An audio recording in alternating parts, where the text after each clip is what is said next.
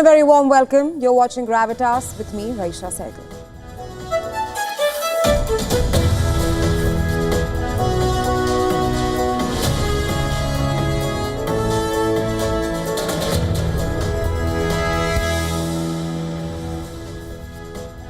On the show tonight, we will continue to tell you what is happening in West Asia, with the hunger crisis in Gaza reaching unprecedented levels. And at the center of all of this are the children of Gaza, who are dying of malnutrition on a daily basis. From the Ukraine-Russia war, we will tell you about the largest anti-government demonstrations in Ukraine. That's since Russia's full-scale invasion after Zelensky revoked the autonomy of two anti-corruption agencies. And finally, as Prime Minister Narendra Modi leaves for a two-day visit to the United Kingdom, we will tell you about the key agendas of this visit. All that and a lot more lined up for you on the show tonight. Let's get you started.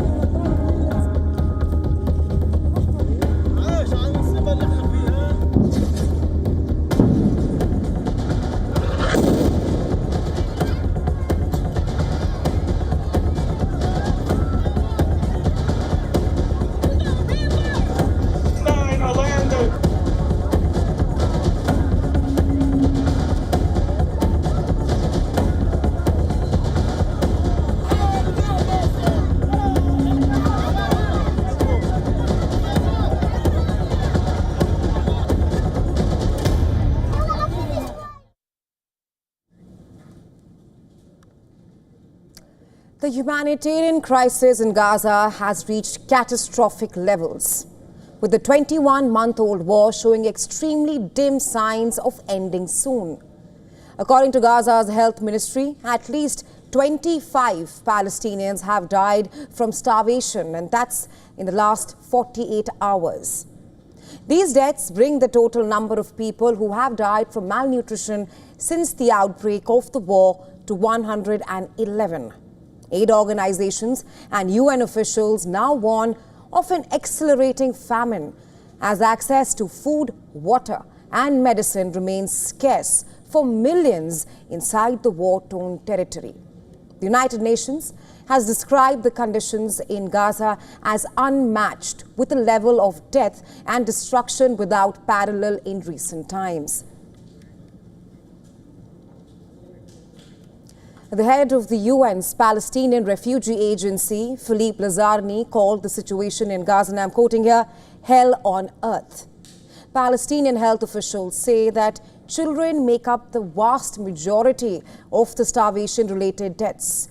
Of the 111 people who have died so far from hunger, at least 80 were children.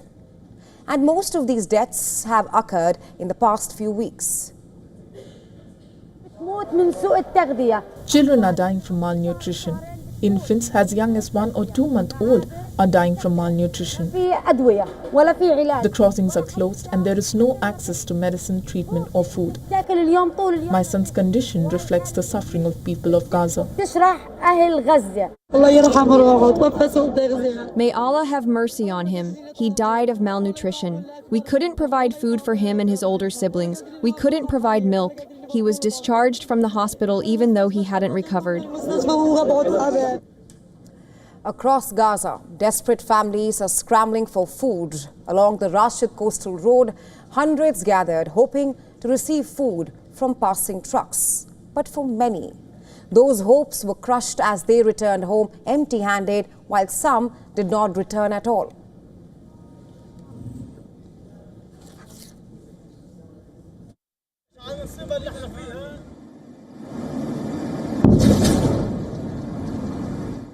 Explosions continue to light up the skies across Gaza, sending smoke plumes over the densely populated strip.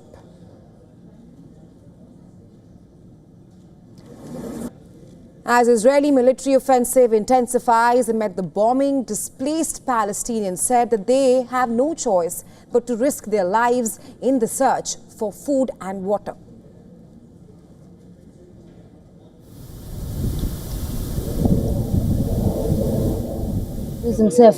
My husband is traveling for treatment and I have 5 children. We are dying of hunger. There is no food. My children haven't eaten flour for a month, so I had to go out and bring it. There is shooting and death, but I have to come because my children are hungry. The United Nations now estimates that tens of thousands of women and children need emergency nutrition treatment.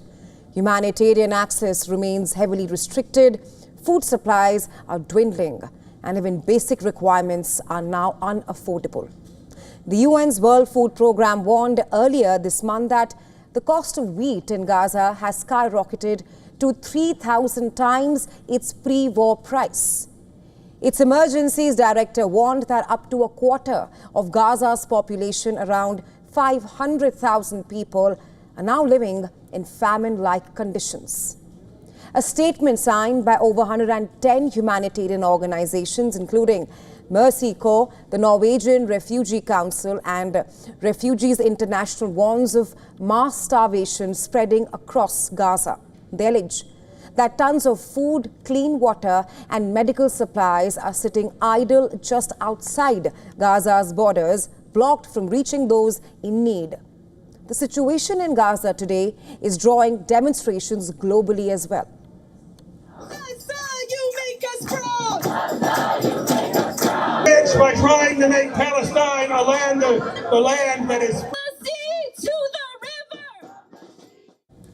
In New York's Union Square, demonstrators gathered demanding an end to what they called deliberate starvation tactics. They carried placards, chanted "Stop starving Gaza now" and criticized the U.S. government's support for Israel's military campaign.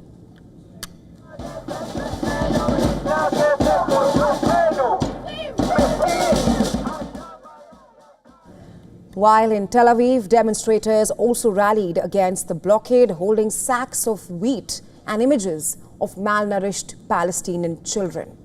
The march, led by Jewish and Palestinian citizens of Israel, called on their government to lift the siege and allow humanitarian aid to flow freely.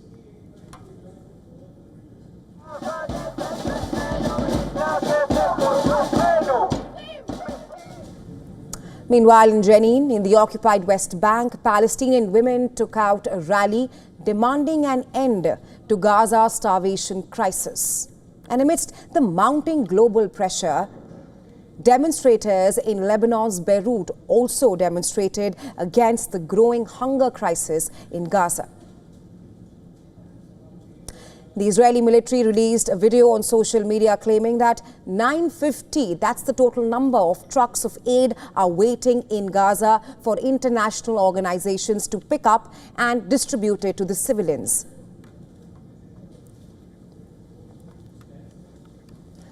The Israeli government has blamed Hamas for the situation as of now in Gaza. In Gaza today, there is no famine caused by Israel. There is, however, a man-made shortage engineered by Hamas. Now, too often, the full story is not being told. This suffering exists because Hamas has created it. The suffering exists because Hamas has made it so. As the death toll from malnutrition climbs and food insecurity worsens in Gaza, any light at the end of this dark tunnel is extremely dim. A solution remains distant as of now in Gaza. Well, in other news, a new front has opened not on the Russian battlefield, but in the very heart of Kiev. For the first time since the war began, Ukrainians are turning their fury not on foreign invaders, but on their very own president. Thousands spill into the streets, venting outrage after Ukrainian President Volodymyr Zelensky signed a bill that critics say guts the country's fight against corruption. Take a look.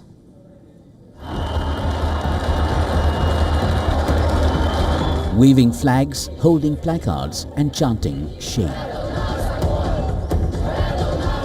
Thousands of Ukrainians flooded the capital this week, not in defiance of Putin, but in protest against President Volodymyr Zelensky.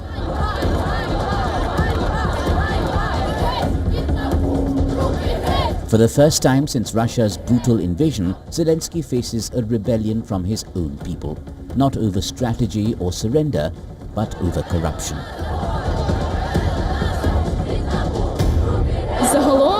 In general, this is what probably still holds our system together, because if we completely abandon the National Anti-Corruption Bureau, then everyone will be able to do what they want even more, and everyone will steal like the last time. It's not fun at all.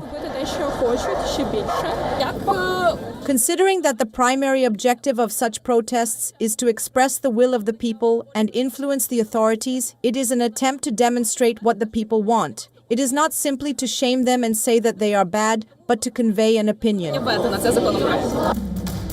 Ukrainian President Volodymyr Zelensky signed a bill on Tuesday revoking the autonomy of 2 anti-corruption agencies. Critics say the law would significantly weaken the independence of 2 key anti-corruption agencies and give Zelensky complete control over investigations.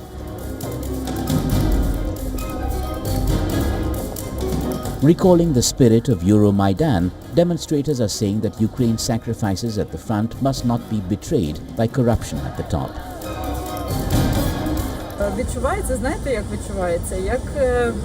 Do you know how it feels like now? Like at the beginning of 2014 protests. We can't stand it anymore. The situation is different. It feels like we are directing our energy the wrong way. But we have to do it. That's how it is. Ukraine's progress towards transparent governance, a cornerstone of its aspirations for European integration and a key demand of its international benefactors, now appears dangerously compromised. International observers long pointed out endemic corruption in Ukraine. Now Kyiv's hopes for EU integration and continued Western support teeter on the edge, threatened not only by enemy shells but by creeping internal rot. This internal struggle, fought not with bullets but with banners and slogans, pose a critical test for Zelensky's leadership. For Ukraine's democratic trajectory, it threatens to alienate key allies and dampen the very spirit of resistance that has defined the war-torn nation. Bureau Report, WION World is One.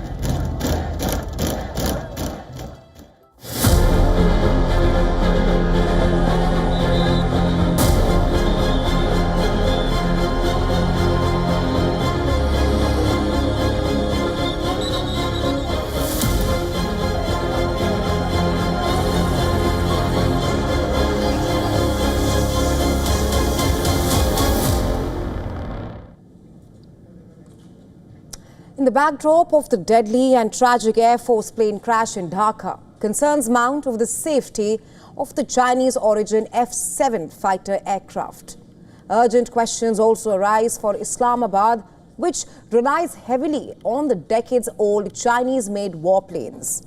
The jet, operated by the Bangladesh Air Force, went down in a populated area on Monday, resulting in the death of at least 29 people, while nearly 60 people remain hospitalized. Now, many of the killed and injured are children on whose school the aircraft fell as they attended class inside. Although reportedly deemed obsolete by modern military standards, Bangladesh still operates around 36 of these fighters. But it is Pakistan right now that may have more to worry about. According to the International Institute for Strategic Studies, Pakistan has 66 F-7 aircraft in active service as of now, reportedly making it the largest user of these jets. Islamabad has experienced several similar mishaps involving the F-7, including a deadly crash in 2022 that killed 2 pilots. Initial reports from Bangladesh military officials point to mechanical failure as the likely cause of the incident. And the accident has revived perhaps long-standing concerns about the viability of the aging military aircraft still in service across various countries worldwide. Other countries that continue to operate variants of the F-7 include Nigeria, Egypt, Iran, North Korea and Myanmar. These countries reportedly utilize the aircraft mostly for light combat duties or pilot training missions. The F-7, built by China's Chengdu Aircraft Corporation, is essentially an upgraded version of the Soviet MiG-21. China manufactured the fighter jets from 1965 until 2013. Beijing formally phased it out of its own air force in 2023, the F-7. Safety concerns surrounding the F-7 are not new. Over the years, multiple air forces have reported crashes caused by engine trouble, system failures and pilot error. Just last month, a Myanmar J-7 fighter jet, which is another variant of the aircraft, crashed under mysterious circumstances in the Safang region. As countries like Pakistan continue to rely on these aging jets, the Dhaka jet crash is likely to prompt pressing questions as to how long can they continue to do so.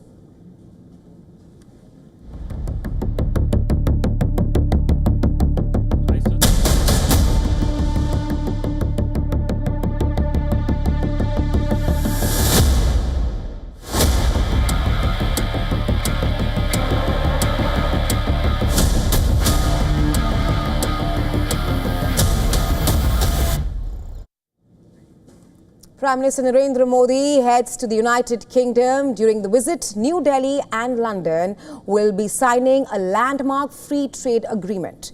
India will also be raising concerns over pro-Khalistani activities. Well, another key issue accompanying the Indian Prime Minister's visit is the push for the extradition of high-profile fugitives from the United Kingdom. Addressing a press briefing ahead of Prime Minister Modi's visit to the United Kingdom, India's Foreign Secretary Vikram Misri said that London and New Delhi have held talks on the matter and that they are continuing their efforts to extradite these fugitives to India.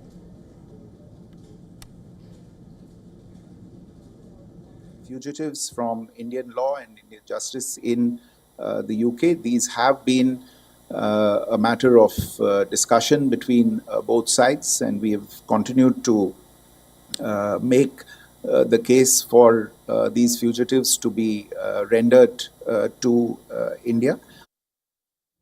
The Indian government will be making the case for the extradition of fugitives like Lalit Modi, Nirav Modi and Vijay Mallya from the United Kingdom as a part of their ongoing efforts to secure the return of these individuals wanted for legal proceedings in India. Now, Vijay Mallya is accused of defaulting on $1.1 billion loan to Kingfisher Airlines and others, while Nirav Modi wanted for alleged $2 billion Punjab National Bank loan scam and money laundering. And Lalit Modi is accused of money laundering and violating FEMA, which is the Foreign Exchange Management Act with the United Kingdom. While there is an extradition treaty signed between New Delhi and London in 1992, according to India's Foreign Secretary, New Delhi is following up closely with its partners in London on this matter. Well, apart from this, UK Prime Minister Keir Starmer is expected to discuss the unfortunate Ahmedabad Air India crash with the Indian Prime Minister Narendra Modi. This comes after at least 2 of the bereaved families in the United Kingdom were allegedly sent wrong remains rather than those of their kin who were on board of the ill-fated Air India plane. A total of 52 British citizens were on board the AI-171 plane when it crashed. The Indian Ministry of External Affairs says it is working closely with the United Kingdom on these issues. Well, apart from all of this, the cornerstone of Prime Minister Modi's UK visit is, of course, the signing of the free trade agreement, which will take place tomorrow. Is an incredibly important visit, is how it's being seen here in the UK. Of course, the two countries have very close ties on all levels, especially trade. So everyone very keen that this all goes smoothly. In terms of what is going to be going on here, well, the UK really will be rolling out the red carpet for the Indian delegation. We expect meetings at the highest levels. We also expect meetings between respective government ministers as well. Let's also tell you what else is lined up for you on the show tonight. Well, from India, we will tell you how the BSF is all set to roll out specialized drone teams across strategic border posts. Well, they say fake it till you make it. Tonight on the show, we will tell you how about a fake embassy in India's Ghaziabad city.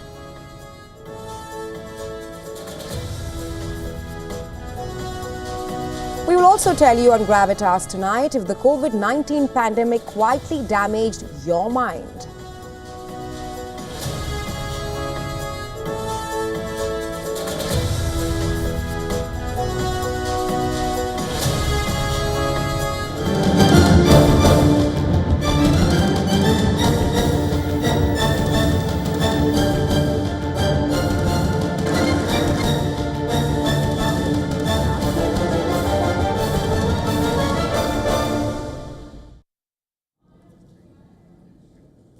US President Donald Trump's ambitious Golden Dome missile defense project is set for a major overhaul. In the latest, Trump has indicated that Tesla CEO Elon Musk may no longer be on board for building the Golden Dome, the $175 billion space-based missile defense system for the United States of America.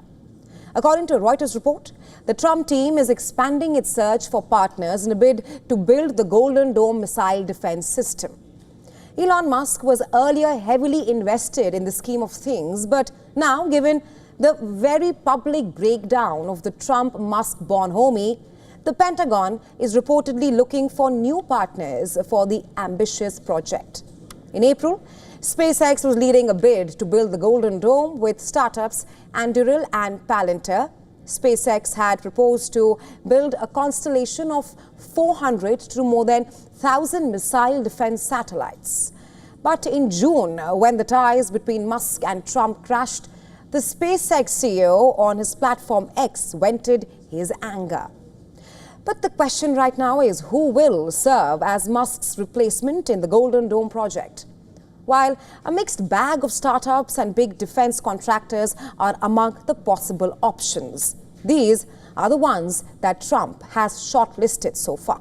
Number 1, Amazon CEO Jeff Bezos and his project Kuiper, considered for its potential for missile tracking and communications, which has launched just 78 of a planned constellation of 3,000 low Earth orbit satellites.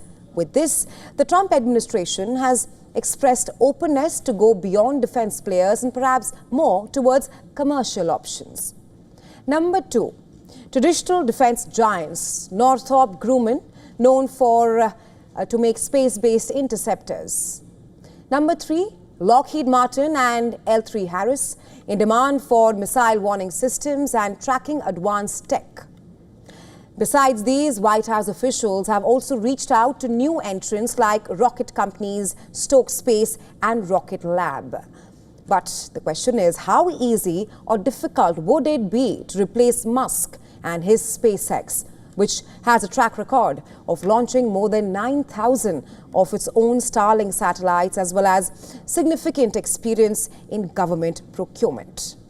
For those who don't know, the Golden Dome project, dubbed as the Next Generation Missile Defense Initiative by the Trump administration, was launched earlier this year in a bid to detect aerial threats faced by the US from China, Russia, and other countries. The Golden Dome is said to be built into a larger and more complex system with multiple layers of defense in a bid to handle incoming missiles and low-altitude threats, and even from space, as per the US President, something which requires assistance of a vast network of satellites. And if all goes according to the plan, the dome should be operational in about 3 years.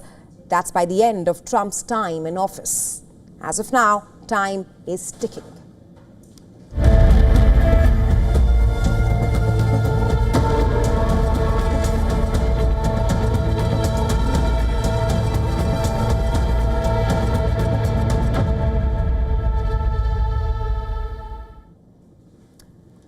And in news from India, the country is augmenting its border security with a major tactical upgrade. The Border Security Force, or BSF, is reportedly preparing to deploy dedicated drone units to neutralize hostile drones and perhaps mount counterattacks when needed. This new strategy comes in the backdrop of the 4-day conflict with Pakistan earlier this year. Reports say planning is already underway to base these drone units at key BSF outposts covering the entire 3,323-kilometer border with Pakistan stretching from Gujarat to Jammu and Kashmir. The BSF's drone squads will be equipped with a range of UAVs, some designed for aerial surveillance, others capable of long-range precision strikes, and even kamikaze drones, engineered to crash into high-value targets. Now, to operate these drones effectively, BSF has reportedly started training select personnel in advanced aerial tactics. This includes identifying and destroying enemy drones, disabling radar systems, jamming hostile signals, and executing swarm attacks deep into enemy territory. Now, each shortlisted border post will reportedly have 2 to 3 drone operators on constant standby. The missions will be coordinated reportedly through a central command hub currently being set up at BSF's Chandigarh Battalion headquarters. The BSF guards 687 forward post along the international border with Pakistan, while the Indian Army oversees the line of control. Now, this drone initiative is reported to be built on lessons learned during Operation Sindoor. BSF successfully intercepted several drones and retaliated by hitting Pakistani Ranger positions across the border. So the message right now is clear. India is upping readiness, not just to defend its skies, but to hit back harder, faster, and with precision. Well, Ukraine's front lines are showing signs of strain, and this as Russian forces press on their advantage. With important Western aid delayed right now for Ukraine, all eyes are now on diplomatic talks scheduled to take place in Istanbul between Ukraine and Russia. But the Kremlin clearly saying that they want to move on, but not without achieving their war goals. Our next report telling you more.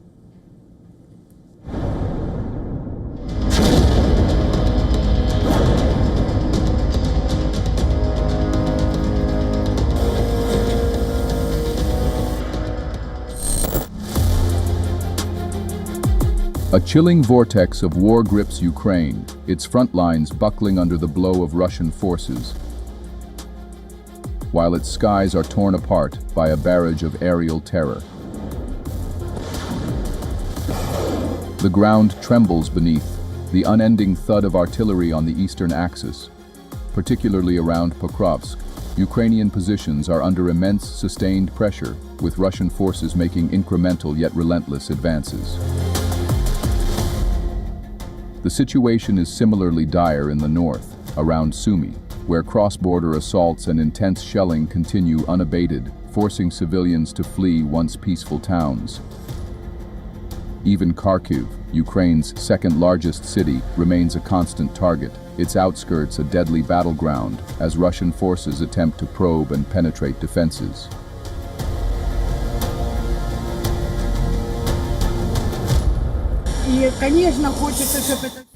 Of course, I want all of this to end quickly, because we were living on a powder keg. You don't know how it was. You go to sleep, and in the morning, you wake up and think, thank God I woke up. You go to sleep and say, thank God I slept. You flinch at every bang.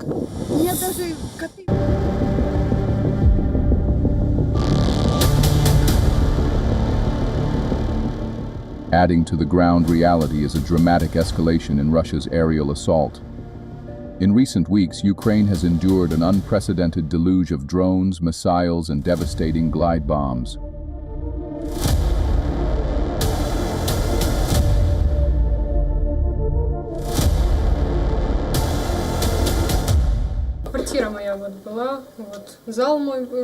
Yeah, they told us to leave the house. Where were we supposed to go?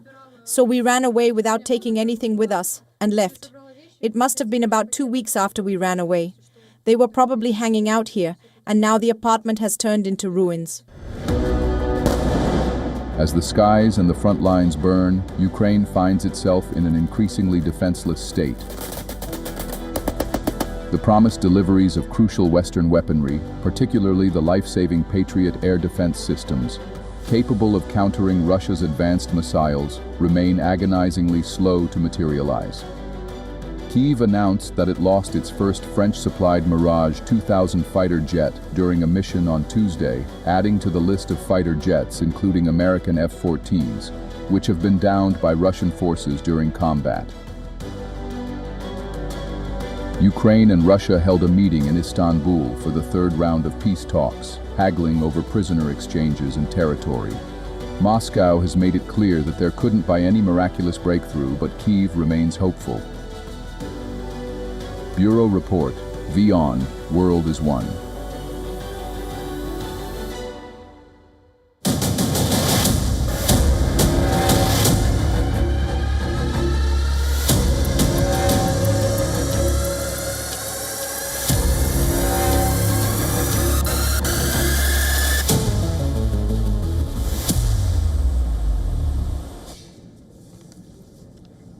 Well, days ago here on Gravitas, we told you how US President Donald Trump insisted on soft drink brand Coca-Cola using real cane sugar in its drinks. And it turns out, Trump's wish became Coca-Cola's demand for real, which now plans to add a cane sugar version of its trademark drink to American stores. Here's what happened. In a social media post last week, Trump said that the beverage giant should make a switch to cane sugar from corn syrup, which went as a sweetener into the Coke since the 1980s. Now, Coca-Cola had said back then that it was assessing its options as of now. And on Tuesday, Coca-Cola chairman and CEO James Quincy said that Coke will expand its product range to reflect consumer interest in differentiated experiences. Basically, the same happiness in a bottle, as Coke would say, with a twist. He also said that the company plans to launch the latest version of Coke by later this year. However, Quincy noted that Coke has long been using cane sugar in global markets and other specialty drinks such as Mexican Coke, Simply Lemonade and Honest Tea. And now the iconic Coca-Cola will join this list. With this, the cane sugar sweetened Coke joins a trend led by its rivals PepsiCo and Dr. Pepper, which have offered sugar-sweetened alternatives in the US since 2009. Well, many are hailing this as a refreshing change from the corn syrup version, which is high on fructose levels. All said and done right now, experts suggest that the intake of any kind of soft drinks must be limited in a bid to avoid adverse health impacts such as weight gain, type 2 diabetes, heart diseases and others. Well, on to Philippines now. Severe rains and flooding across Philippines have killed at least 7 and displaced over tens and thousands of people, with capital Manila declaring a state of calamity. Our next report telling you more.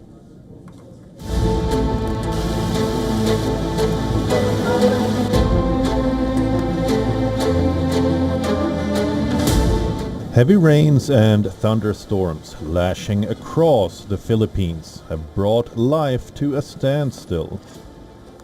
Floodwaters driven by torrential rains have submerged major roads in Metro Manila and surrounding areas, forcing schools and offices to close down, and water on streets rising still. A high-level red alert has also been issued by the Philippine National Weather Service for several areas. It's very difficult for us. To be honest, for me, for the commuters, it's very hard to pass and go through my work. And actually, as you can see, the flood is going high. The effect of Typhoon Wipa that hit China, Hong Kong, Taiwan, and now Vietnam and Thailand continues to persist, affecting over 1.41 million residents in the region, with more rainfall predicted in the coming days. Despite the gloom and widespread devastation caused by the storm, people are trying to keep their spirits up, such as this couple who tied the knot in their wedding attires after walking down a flooded aisle, cheered on by friends and family. We just mustered enough courage to get married today. We decided today because it is a sacrifice in itself, but there will more sacrifices if we don't push through and reschedule it another day. Wipa Weekendand has been downgraded to a tropical storm before making landfall in Vietnam. Bureau Report, WION World is One.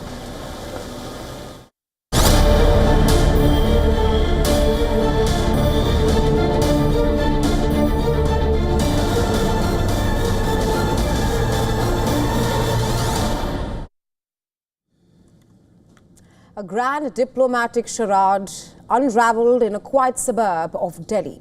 Indian police stormed a supposed embassy of imaginary nations, exposing a bizarre world of fake credentials and fantasy states.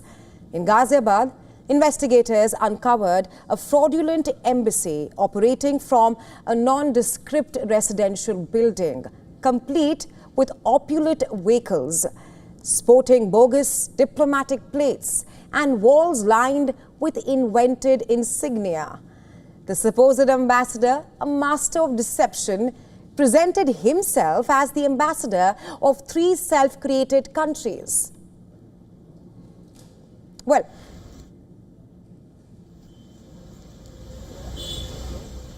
let me try to spell out the names. The nation of West Arctica, as well as equally fictitious states like Seborgia, Polovia and Londonia. The plot was as elaborate as it was absurd. For years, this self-styled diplomat bestowed forged diplomatic IDs, even hosted fake official gatherings. He paraded through Delhi in these swanky cars, hoodwinking locals and authorities alike. The scam flourished in the strange underworld of self-declared countries. It wasn't just a petty con. Authorities suspect that this was a sophisticated front for money laundering and high-level fraud. The seizure included forged passports, fake appointment letters from global missions, and government-styled insignias. Dozens of unsuspecting citizens may have been duped into believing that they were dealing with perhaps real international authorities.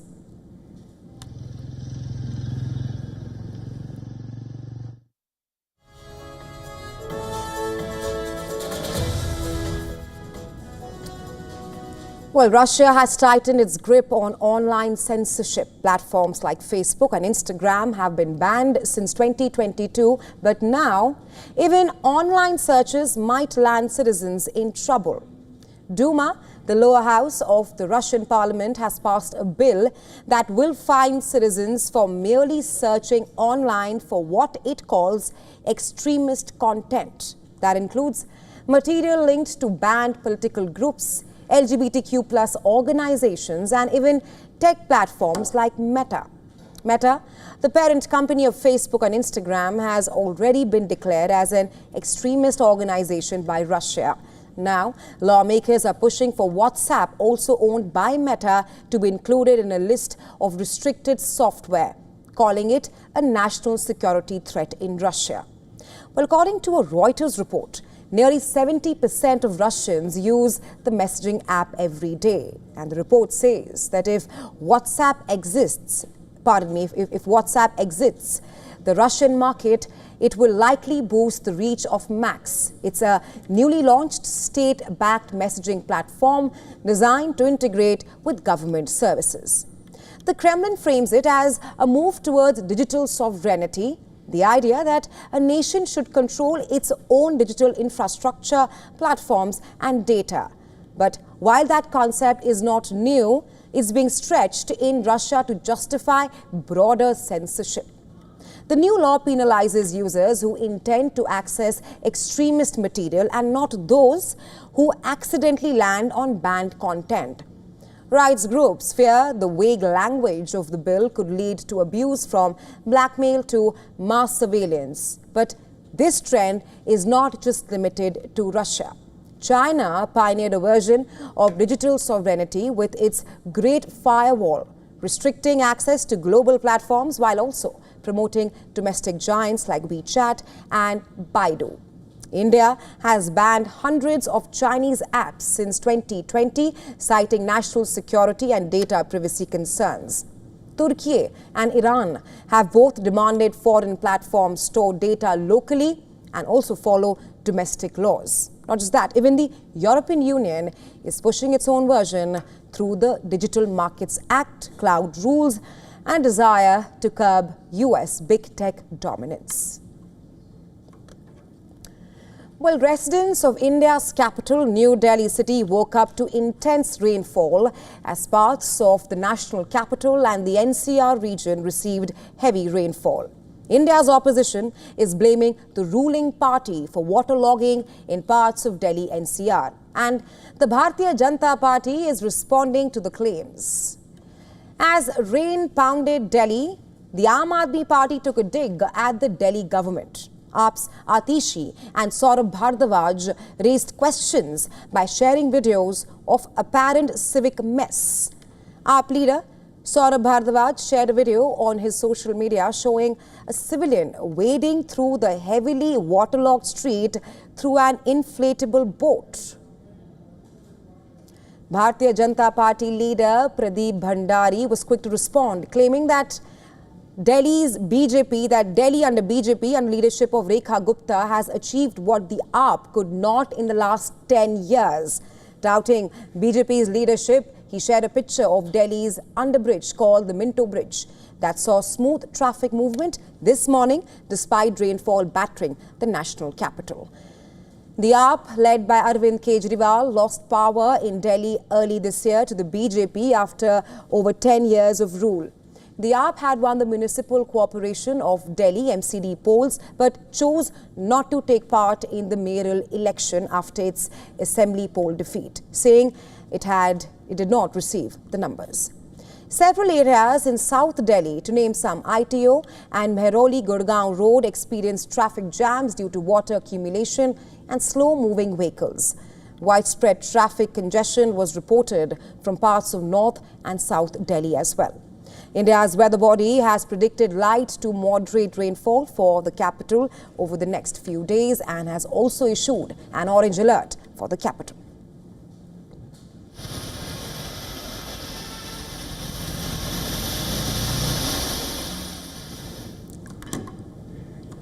Well, the COVID-19 pandemic did not just steal years from our lives. It literally aged our brains by months, even if we were never caught by the virus. Our next story takes a closer look at the psychological toll of lockdowns, isolation, and uncertainty, which may have inflicted permanent damage on our entire generation. Take a look.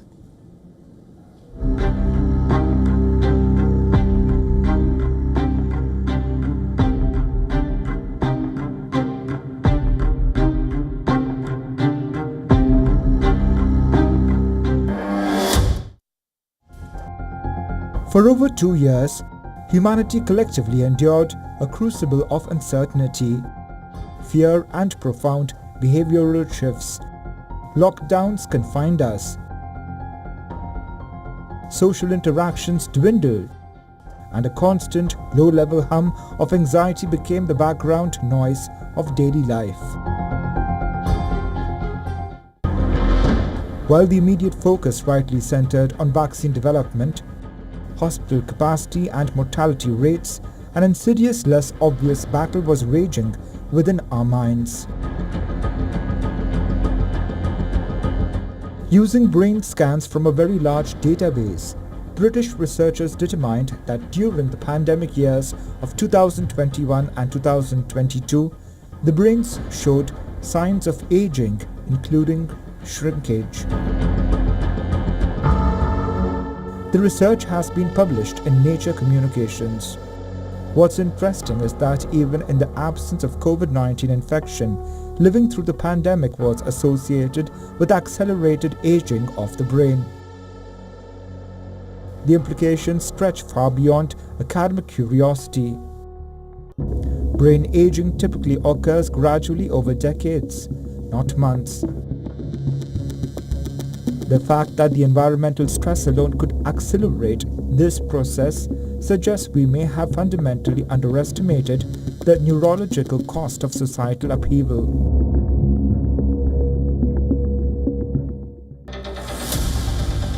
The pandemic may be over, but its invisible legacy lives on inside our skulls. Every person who endured lockdowns lost loved ones, or simply existed during those dark years, may be walking around with a brain that's months older than it should be. We survived the virus, but our brains may never fully recover from simply living through the world it created.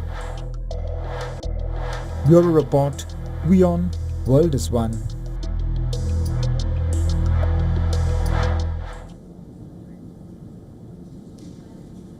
Well, the world's highest court has delivered a powerful message to the global community. Climate change is not only a crisis, but an urgent and existential threat. The ICJ, which is the top judicial body of the United Nations, in a landmark judgment has ruled that countries have a legal obligation to prevent further environmental harm. The court also emphasized that the climate system is an integral and an important part of the environment, and one that must be protected not only for us, but for generations to come. The court notes that the consequences of climate change are severe and far-reaching. They affect both natural ecosystems and human populations. These consequences underscore the urgent and existential threat posed by climate change. In its ruling, the court also made it clear that greenhouse gas emissions are caused by human activity and have far-reaching cross-border consequences. And for nations that signed the Paris Agreement, there's no room for complacency. The ICJ stated that the climate pledges, which is known as nationally determined contributions, must be progressive and reflect the highest possible ambition. The message from The Hague is clear that the time to act is now, and the responsibility lies with all of us.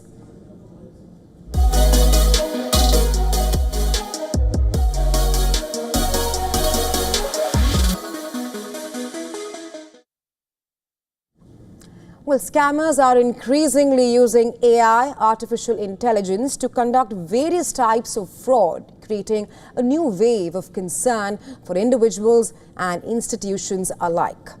If you find yourself worried about such scams, then you are not alone. The alarm bells are ringing at the highest levels. OpenAI CEO Sam Altman has issued a stark warning, stating that AI tools, especially those capable of duplicating voices, they pose a serious risk to the banking sector. Speaking at a Federal Reserve conference in Washington, OpenAI CEO Sam Altman said that the rise of AI-generated voice technology could easily overwhelm the banking systems, especially those that depend on voice-based authentication. Very nervous about this. A thing that terrifies me is apparently there are still some financial institutions that will accept a voice print as authentication for you to like move a lot of money or do something else. You say a challenge phrase and they just do it. That is a crazy thing to still be doing. Like AI has fully defeated that. AI has fully defeated most of the ways that people authenticate currently, other than like passwords, but all of these like fancy, you know, take a selfie and wave or do your voice or whatever. I am very nervous that we have a significant impending fraud crisis because of this. Altman warned that modern AI tools can easily replicate someone's voice using just a few seconds of an audio clip, allowing scammers to impersonate customers and gain unauthorized access to their bank accounts. OpenAI CEO has urged financial institutions and regulators to move away from voice-only authentication, suggesting that they should rather implement more advanced multi-factor verification methods, to name some, using combinations of passwords, device recognition, biometrics, and even behavior-based tracking in a bid to confirm customer identity and more security in this situation. People are going to have to change the way they interact. They're going to have to change the way they verify, like this person calling me. Right now it's a voice call. Soon it's going to be a video FaceTime. It'll be indistinguishable from reality. Well, for millennia, the power to conjure gold from base metal was the stuff of legend, tantalizing alchemists and scientists alike. But now, in a revelation that rewrites the rules of possibility, an American nuclear fusion startup claims to have cracked this ancient code. Our next report telling you more. For centuries, the quest for the Midas touch, the dream of transforming lead into lustrous gold, remained confined to the dusty scrolls of folklore and the fervent imagination of mystics.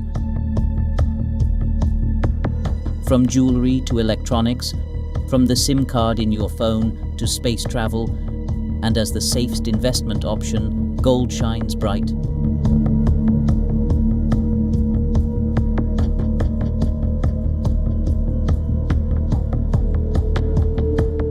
The alchemist's dream has finally breached the laboratory, in a move that would have stunned Newton and confounded the pharaohs. A San Francisco-based company, Marathon Fusion, claims it can transform the ordinary into the extraordinary. By harnessing the searing forces at the heart of a nuclear fusion reactor, the startup proposes it can transmute mercury or, potentially, other metals into gold, using high-energy neutrons as their philosopher's stone. Marathon's plans extend beyond gold. The experiment has revolutionary potential. An endless supply of rare earths, engineered from abundant elements, and yes, the tantalizing prospect of manufacturing gold from cheaper, more common metals. While the scientific claim itself is monumental, the path to practical application is fraught with formidable obstacles. The company's breakthrough has yet to be peer-reviewed, and many point out that such processes, while scientifically valid, may be economically impractical outside the rarefied world of fusion power.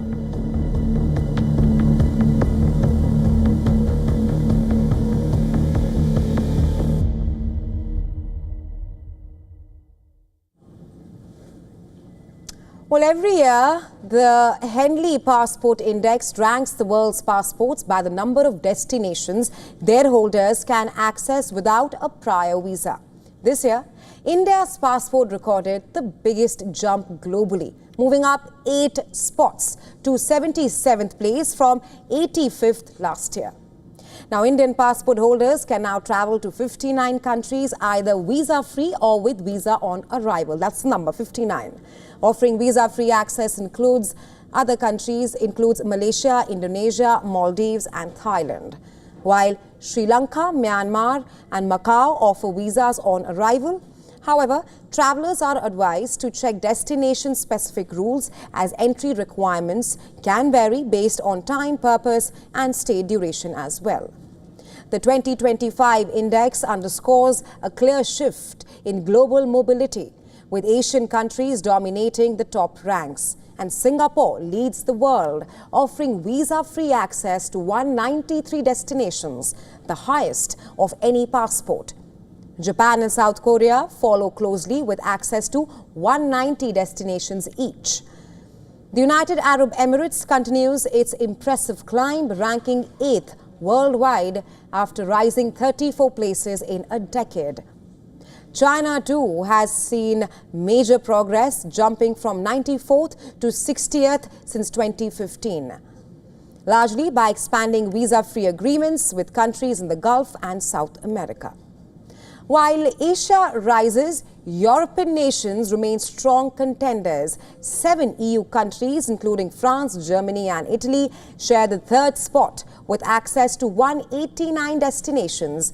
Another group of 7 EU nations is ranked 4th, offering entry to 188 destinations.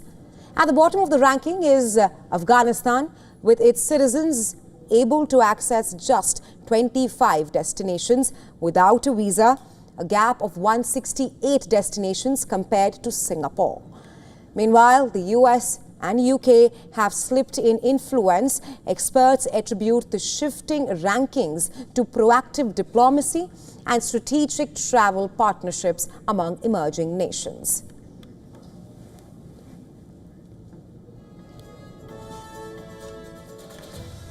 And with that, we slip into a very short break, but we're leaving you with Gravitas Worldview. Thanks very much for staying with us. You are watching WION World is One. Do stay tuned.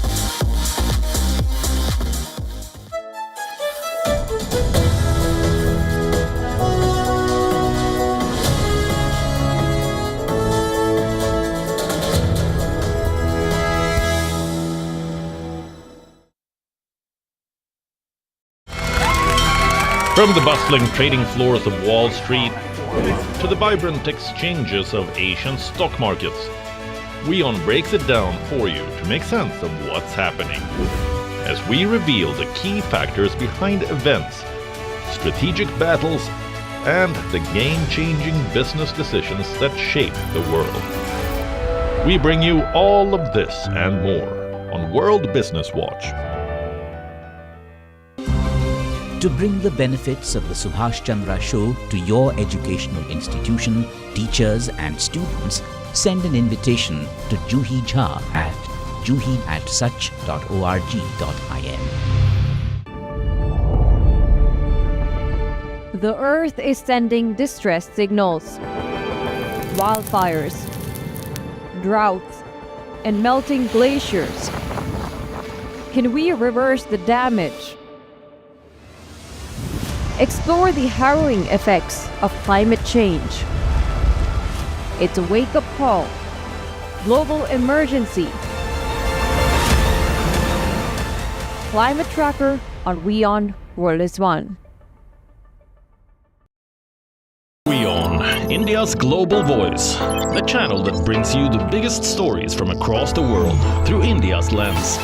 Now available in more than 190 countries worldwide.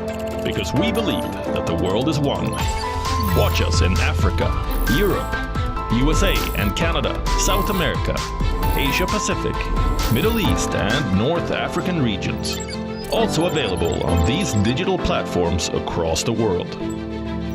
WION, World is One. To bring the benefits of the Subhash Chandra Show to your educational institution, teachers and students, send an invitation to Juhi Jha at juhi@such.org.in.